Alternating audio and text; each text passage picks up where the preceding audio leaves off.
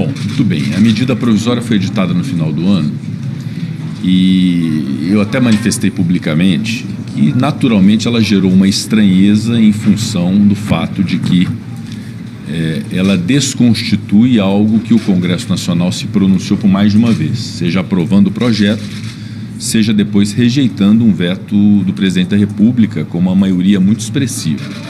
Então, essa estranheza, obviamente, ela existe.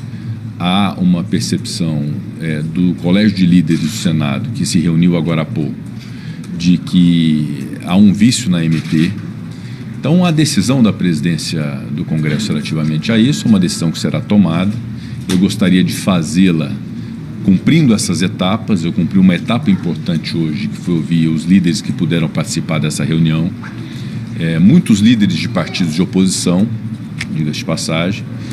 A participação da liderança do governo, através do senador Jacques Wagner e do senador Randolfo Rodrigues.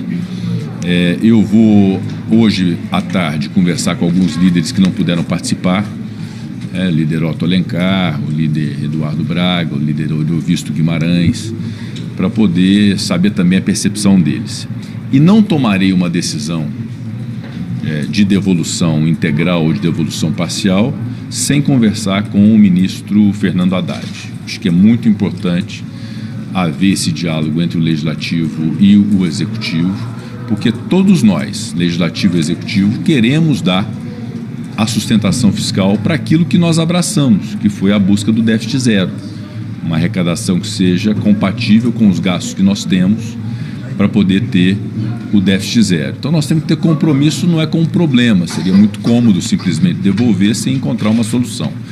Essa comodidade nós não queremos. Nós queremos construir com o ministro Fernando Haddad uma solução de arrecadação que seja sustentável. O MP traz alguns pontos, por exemplo, a questão das compensações tributárias. Há uma percepção dos líderes de que é algo que pode avançar, ter uma racionalidade, um escalonamento de compensações ao longo do tempo, para que a arrecadação não fique refém de decisões, por exemplo, decisões judiciais que imponham a possibilidade dessas compensações mais rapidamente, ou seja, isso gera uma imprevisibilidade e pode gerar realmente um colapso de arrecadação. Então há uma percepção de que esse ponto da medida provisória pode avançar e que pode ser discutido. Há o ponto do PERSE, que também está na medida provisória. Havia uma previsão de 4 bilhões nesse programa. Me parece que ela superou em muito essa previsão e havia um compromisso. Se superasse muito, poderia haver uma rediscussão em relação ao programa. Então é um tema que pode também ser debatido, importante e bom que haja esse debate. E a questão da desoneração da folha de pagamento, que é algo que o Congresso Nacional por mais de uma vez apreciou. Desde 2011 esse instituto existe, não é uma novidade. Nós tratamos tão somente de uma prorrogação. Há um entendimento do Supremo Tribunal Federal de que esta prorrogação é possível, que ela não fere e não gera nenhum tipo de inconstitucionalidade em função das vedações, inclusive trazidas pela reforma da Previdência, de não se ter esse tipo de renúncia de receita sem demonstrar o lastro necessário para isso.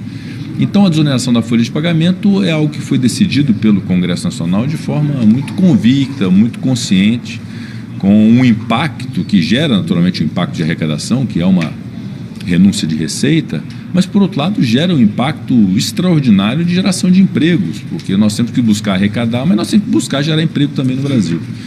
Então, todos esses pontos eu quero levar ao ministro Fernando Haddad para nós encontrarmos uma conclusão que seja uma conclusão em relação ao mérito e aí discutimos a forma, se é parte disso por medida provisória, se é outra parte por projeto de lei ou se é tudo por projeto de lei. O importante é que Legislativo e Executivo estabeleçam um diálogo maduro, sem rupturas, sem rompantes, para a gente poder fazer as melhores entregas possíveis, assim como fizemos ao longo do ano de 2023 todo projeto que aqui chegou, nós tivemos cuidado, zelo, boa vontade. Aprovamos, antes do governo assumir, uma PEC de transição que deu espaço fiscal para a governabilidade no ano passado, aprovamos um novo regime fiscal, aprovamos apostas esportivas, fundos exclusivos, a tributação de offshores, as subvenções do ICMS, que tinham grande polêmica, que no final das contas foi aprovado. Então, todas as medidas foram muito bem aceitas pelo Congresso, com muita boa vontade em relação ao Executivo. E assim será em relação a essas outras também, mas obviamente, nesse caso específico da desoneração da folha de pagamento, houve uma afirmação muito contundente do Congresso Nacional em relação ao seu mérito, e agora nós precisamos encontrar uma forma de fazer prevalecer o que foi a vontade do Congresso Nacional. E o que eu disse no Colégio de Líderes é que nós temos que ter compromisso, já que nós abraçamos a causa do déficit zero e queremos dar sustentação fiscal ao Brasil, nós temos que ter compromisso de sermos criativos na busca de arrecadações que sejam sustentáveis, e fundamentalmente acho que é muito importante todos assimilarem essa ideia e colaborarem para isso, que é uma busca também daquilo que pode ser crucial para o Brasil no próximo ano de 2024, nesse ano de 2024, nos próximos anos, que é a racionalidade do gasto público, o corte de gastos supérfluos, o tamanho do Estado brasileiro. Eu mesmo discuti a questão do fundo eleitoral no final do ano passado. Eu acho que seria uma demonstração importante da classe política de ter uma racionalidade em relação a esse tema e a outros tantos temas. Então, o Congresso Nacional pode colaborar com ideias de arrecadações que sejam positivas, que não incrementem a carga tributária para o povo brasileiro, para o contribuinte, e, ao mesmo tempo, corte de gasto e qualidade de gasto público. Então, nós vamos nos dedicar muito a isso. Quero dizer que o Congresso Nacional tem compromisso com a solução do problema, não é só compromisso com o problema. Essa decisão vai ser e agora eu vou fazer esse diálogo com os demais líderes. Vou buscar conversar ao longo dessa semana aí, de hoje para amanhã, com o ministro Fernando Haddad, e termos então um encaminhamento que seja um encaminhamento que possa traduzir a conciliação do Legislativo com o Executivo dentro do propósito que é também do Ministério da Fazenda de ver esses pontos aprovados. Presidente, quando o Congresso aprovou a prorrogação, o governo vetou. O Congresso derrubou o veto, o presidente veio e editou uma medida provisória. O senhor acha que o governo está disposto ao diálogo para buscar uma solução? E essa solução seria o projeto de lei? Certamente o governo está disposto ao diálogo. O ministro Fernando Haddad, antes de editar a medida provisória, me telefonou, comunicando e pedindo esse voto de confiança, que era uma medida, na ótica dele, muito positiva para o Estado brasileiro. Então nós compreendemos a boa vontade, não há nenhum tipo de dúvida em relação a isso, por parte do ministro Fernando Haddad, do Ministério da Fazenda de modo geral e do governo federal. Então eu não quero polemizar em torno disso, mas nós temos nossos limites também. E eu disse a ele que, evidentemente, a desconstituição de algo que tenha sido feito pelo Congresso Nacional depois de uma derrubada de veto e de uma promulgação de uma lei, que poderia gerar reações políticas. Para além da estranheza dessa desconstituição, geraria algum tipo de reação política, como houve a reação política que vocês acompanharam de diversos colegas parlamentares criticando a edição da medida provisória. Mas vamos transformar isso tudo numa oportunidade que nós temos de poder, em relação a todos esses pontos das medidas provisórias, entender o que é possível mudar, o que não é possível mudar, e que nós tenhamos sabedoria para poder discernir uma situação da outra. Aquilo que é possível mudar e aquilo que não é possível mudar. Essa decisão deve ser tomada ainda durante o recesso ou Sim, ainda nós pretendemos tomar essa decisão ainda no recesso, até porque é muito importante ter estabilidade jurídica. Nós temos esse compromisso de estabilidade jurídica. Imaginem vocês o que o setor produtivo do Brasil, vamos dizer, esses 17 setores que têm a desoneração prevista nos seus orçamentos, na sua previsibilidade de negócio. O que passa na cabeça de quem empreende no Brasil nesse momento? Vai ter uma desoneração ou não vai ter desoneração? Eu vou precisar demitir ou não vou precisar demitir? Eu vou precisar automatizar para substituir mão de obra ou não? Então a gente precisa dar essa previsibilidade também aos municípios, e essa previsibilidade advém das decisões que precisam ser tomadas. Então a decisão precisa ser tomada, ela será tomada. Só que é uma decisão que vai ser refletida, conversando com os parlamentares. Eu vou ligar para o presidente Arthur Lira também e ouvir líderes da Câmara dos Deputados em relação a isso. E é um diálogo que eu acho que é fundamental, que eu tenho certeza que desse diálogo nós vamos chegar no denominador comum de conciliação do Legislativo com o Executivo, que é com o ministro Fernando Haddad, para poder chegarmos a bom termo. Mas essas opções devolver, MT, ou o senhor não considera devolver? Não, claro que é. Dizer, não quero, cuidado com o lead nisso aí, né? Dizer que, não, as opções a tramitar a medida provisória, a opção envolve tramitar a medida provisória e aprová-la, tramitar a medida provisória e rejeitá-la, não tramitar e ela ter a caducidade, devolver também é uma opção se ela ferir a constitucionalidade. Então, são todas as opções colocadas na mesa. Eu não estou afirmando nenhuma essa delas por enquanto. Essa questão da devolução porque parcial. essa decisão só será tomada depois dessa conversa com o Executivo. Mas isso colocou tudo, né? A gente fala de um projeto de lei que, inclusive, o governo tem que mandar uma reforma da folha de salários de qualquer forma. O senhor acha, essa decisão vai sair esse mês. Vai ser já condicionada essa decisão de devolução ou não ao envio do projeto de lei? A gente pode contar que ele será enviado no início do recesso legislativo? É isso que eu queria entender. Eu acho que é natural, se não houver a perspectiva de evolução da medida provisória, seja por devolução, seja por rejeição, seja por caducidade, é natural que o governo que queira ver um remodelamento de qualquer instituto, faça por projeto de lei. Então, não seria nenhum tipo de afronta, se não houver a tramitação da medida provisória, que a matéria viesse consubstanciada num projeto de lei para alteração de uma lei que nós votamos. Na verdade, em relação à desoneração, que eu, como presidente do Congresso, tenho que afirmar que foi uma opção do Congresso Nacional. E nós já decidimos sobre isso. A desoneração da folha por mais 4 anos é uma decisão do Congresso Nacional. Se o governo pretende mudar ou remodelar isso, é direito do governo e nós vamos estar aptos aqui a poder ouvir e discutir. Então, é natural que, se não houver perspectiva de evolução da medida provisória, é natural que um instrumento legítimo, cabível, é o projeto de lei de iniciativa do Executivo. Pode-se até, inclusive, inserir a urgência constitucional, por que não? Porque foi feito isso em alguns momentos no ano passado. Não há nenhum problema nisso, isso é o trâmite normal do funcionamento legislativo e é muito natural na relação entre os poderes que isso exista, isso é próprio da democracia. O senhor recebeu um parecer jurídico do Senado? O senhor pediu um parecer jurídico do Senado. O senhor já recebeu? O que eu recebi um parecer verbal no diálogo que tive hoje pela manhã com a consultoria do Senado em relação a todos os pontos da medida provisória, todos os aspectos dela, mas não há um parecer, pelo menos a minha entrega ainda não foi feito um parecer escrito sobre isso. Mas há a colaboração da consultoria legislativa em relação à medida provisória, a todos os seus institutos de compensação, do programa do setor de eventos, da desoneração da folha dos municípios, da desoneração da folha dos 17 setores produtivos. Não, a consultoria, na verdade, tem um papel de poder afirmar os cenários possíveis, né? E os cenários possíveis, há quem sustente a constitucionalidade da medida, há quem diga da inconstitucionalidade em razão da decisão já tomada pelo Congresso, e houve situações no passado, inclusive, no governo anterior, em que medidas provisórias foram editadas. Eu mesmo devolvi uma medida provisória por inconstitucionalidade porque havia um projeto de lei tramitando, que era relacionado à lei das fake news, no governo anterior. Eu fiz a devolução dessa medida provisória.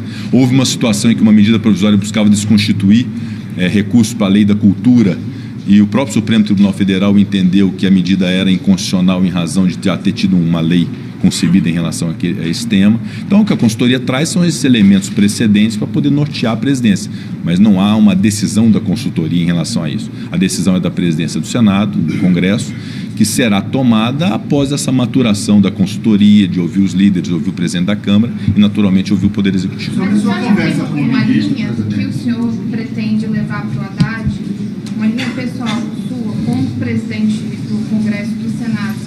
Qual que é a sua defesa e qual que é a sua avaliação que você faz em relação a essa medida provisória? Olha, eu acho particularmente que a discussão sobre as compensações, para que haja um escalonamento, eu acho que é algo muito equilibrado.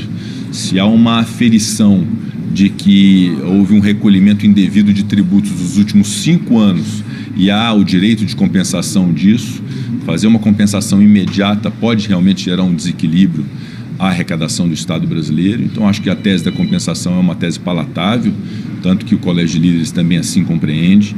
Eu acho que a discussão sobre a desoneração da folha de pagamento, muito intimamente ligada a uma decisão que o Congresso Nacional tomou por mais de uma vez. Eu acho difícil ter uma evolução de revogação desse instituto da desoneração da folha de pagamento no âmbito do Congresso Nacional, mas obviamente que uma discussão que possa envolver um remodelamento com uma transição ao longo do tempo, nós vamos estar absolutamente dispostos a ouvir e discutir eventualmente por um projeto de lei. Então a devolução poderia ser somente da parte da desoneração, deixando o PERSE e a questão do ICMS na MP para ser discutida pelo Congresso? Não há problema nenhum.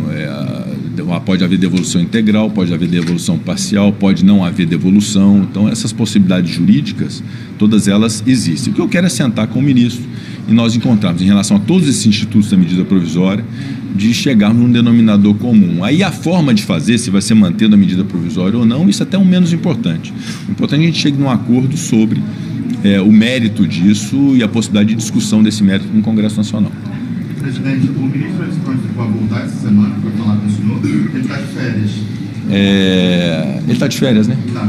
Não, mas assim como eu interrompi minhas férias para ontem, né, o ministro Fernando Haddad pode, naturalmente, a gente pode falar por telefone também, não tem problema nenhum. A equipe dele, que é muito competente, o secretário executivo, o Dario Durigan, que pode também fazer às vezes do Ministério da Fazenda. Então, esse não será o problema. Certamente nós vamos ter o contato. Eu acho que é importante essa semana a gente evoluir para dar um encaminhamento, envolvendo o presidente Arthur Lira também, para a gente ter um bom encaminhamento nesse tema, sem ruptura, sem desgaste, sem polêmica, encontrar o bom caminho, o bom termo dessa relação que foi muito boa entre o Legislativo e o Executivo ao longo do ano. Fechamos com o coroamento da aprovação e da promulgação de uma reforma tributária no Brasil, né, com uma sessão do Congresso em que se aprovou a lei orçamentária. Então tivemos um ano muito positivo e muito positiva a relação entre os dois poderes. Então nada disso vai contaminar essa boa relação. E volta dia 15. A Fazenda diz que não tem receita equivalente para essa medida de desoneração e por isso que teve que editar a medida provisória. Então o Senado se compromete a buscar uma receita alternativa para manter a desoneração? Eu acho que nós temos que ter compromisso constante de tudo que aquilo que nós fizemos no Congresso Nacional, que gera algum tipo de renúncia de receita, nós buscamos ter caminhos para poder sustentar isso. Eu acho que esse compromisso fiscal do Congresso Nacional, ele precisa ser cumprido à risca. Inclusive, eu dizia no fim do ano passado, com a reforma tributária concretizada, além da sua regulamentação através das leis que virão ao longo de 2024, é muito importante que nós façamos uma discussão sobre gasto público, a qualidade, a racionalidade, a eficiência do gasto público, o envolvimento e a participação do Legislativo através das emendas parlamentares serem também dentro dessa racionalidade daquilo que o Brasil verdadeiramente precisa, para não haver discrepância. Então, esse compromisso certamente o Congresso Nacional tem e nós vamos cumprir. Assim como nós entregamos tantas coisas nos últimos anos para o Brasil, como reforma da Previdência, reforma trabalhista, reforma tributária, diversos marcos legislativos, eu acho que a bola da vez, de fato, é essa discussão de gasto público, racionalidade e qualidade de gasto público. Eu acho que é um caminho sem volta, nós temos que seguir por esse caminho. E aí, especificamente em relação à desoneração, as duas desonerações. A desoneração que constitui uma prorrogação, ela já é a prorrogação de um instituto que já existe desde 2011. A desoneração dos municípios, que gera um impacto também muito considerável, essa, de fato, nós temos que buscar um caminho de poder fazer suprir para que haja a redução da alíquota para os municípios. Então, esse é um papel do Executivo, mas também é do Legislativo, nós não podemos furtar isso, não. Os senhores não abririam mão, porque é uma discussão se seria, essa parte dos municípios seria inconstitucional, a desoneração dos 17 setores, não. Mas os senhores também querem discutir, os senhores pensam também em descartar apenas esse trecho da... Na verdade, a essa altura, a decisão do Congresso foi tomada, né? A desoneração do setor produtivo e a desoneração para os municípios. Sobre constitucionalidade ou não, é direito do Executivo ajuizar a ação própria no Supremo Tribunal Federal e o Supremo Tribunal Federal decidir. O que eu afirmo é que, em relação ao setor produtivo, os 17 setores, tratou-se de uma prorrogação cuja apreciação do Supremo Tribunal Federal, em certo instante, mesmo após a reforma da Previdência, deu por constitucional, uma decisão do ministro Ricardo Lewandowski. A desoneração dos municípios é um instituto novo, foi inserido agora nessa lei. E aí, obviamente, o exame de constitucionalidade disso, o Congresso Nacional entendeu ser constitucional. E, obviamente, que é direito do Executivo fazer a discussão que lhe caiba no Poder Judiciário. A desoneração dos setores não dá para abrir mão.